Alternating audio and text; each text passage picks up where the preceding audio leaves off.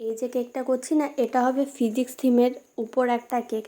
যে কেমিস্ট্রি থিমের উপর কেকটা নিয়েছিল সে আবার অন্য স্যারের জন্য ফিজিক্স থিমের উপরও এই কেকটা নিয়েছিল। ও কালার কম্বিনেশন কিংবা ডিজাইন পুরোটাই আমার উপর ছেড়ে দিয়েছিল, তবে বলেছিল যাতে একটু মানে ক্রিমটা বেশি থাকে।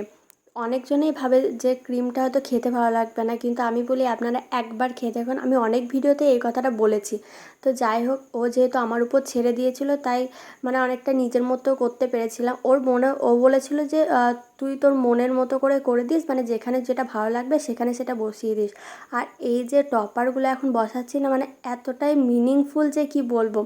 আমার সব থেকে ভালো লেগেছে এই মাঝে যে নিউটনের ছবিটা বসাচ্ছি, এটা মানে আমার বেস্ট লেগেছে কেকের মধ্যে। আর এই যে পাই, তারপরে এই সবই ও আমাকে দিয়ে গেছিলো, আমি আমার মনের মতো করে বসিয়ে দিয়েছি আমার যেখানে ভালো লেগেছে। লাস্টে আমি স্যারটার একটা ছবিও অ্যাড করব।